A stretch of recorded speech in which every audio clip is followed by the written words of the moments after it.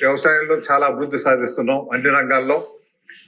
మనకి ఎక్కువగా sugar cane ఎక్కువగా పండేటువంటి ప్రాంతాలు ఉన్నాయి అధ్యక్ష, వ్యవసాయ ఆధారిత ప్రాంతాలు కాబట్టి. మన గతంలో దేశంలో 2వ స్థానంలో ఉండేవాళ్ళు, ఇప్పుడు ఆ స్థాయి 11, 13వ స్థానానికి వెళ్ళిపోయాం అధ్యక్ష. 1% మాత్రం దేశంలో పండినటువంటి షుగర్ కేన్ లో, చెరుకులో 1% మన ఆంధ్ర రాష్ట్రంలో పండుతుంది. 29 చక్కెర కర్మాగారాలు ఉంటే ఇప్పుడు 5 మాత్రమే పనిచేస్తున్నాయి.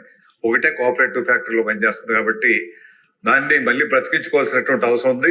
మరి గౌరవ ముఖ్యమంత్రి గారు నిన్న ప్రత్యేకమైన దృష్టి పెట్టి నూతన వ్యవసాయ విధానాల ద్వారా చెరుకు కూడా గిట్టుబాటు అయ్యే విధంగా మనం వ్యవసాయం చేయాల్సినటువంటి అవసరం ఉంది. ఫార్మ్ ఆటోమేషన్, ఏదైతే drone technology, artificial intelligence technology ఇవన్నీ కూడా ప్రవేశపెట్టి వాటికి మళ్ళీ ఆ పరిశ్రమని, ఆ ఇండస్ట్రీని కాపాడాల్సినటువంటి అవసరం ఉందని తెలియపరుస్తూ, మనకి చోడవరం ఫ్యాక్టరీకి కూడా 30 కోట్ల రూపాయలు రైతులకు ఇంకా బకాయి ఉన్నాయి అధ్యక్ష, అవి చెల్లించాల్సినటువంటి అవసరం ఉంది.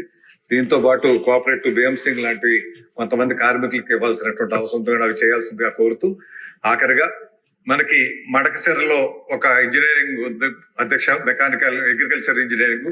అదేవిధంగా బాపట్లలో ఉంది. అక్కడ ఉత్తరాంధ్ర ప్రాంతానికి సంబంధించి అనకాపల్లిలో ఒక అగ్రికల్చర్ రీసెర్చ్ సెంటర్ ఉంది.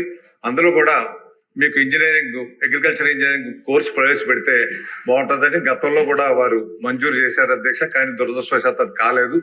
ఈసారి తప్పనిసరిగా ముఖ్యమంత్రి గారు దృష్టి పెట్టి అక్కడ ఇంజనీరింగ్ కాలేజ్ ఒకటి, అగ్రికల్చర్ ఇంజనీరింగ్ మంజూరు చేయాల్సిందిగా మీ ద్వారా కోరుకుంటున్నాను. థ్యాంక్ యూ అధ్యక్ష.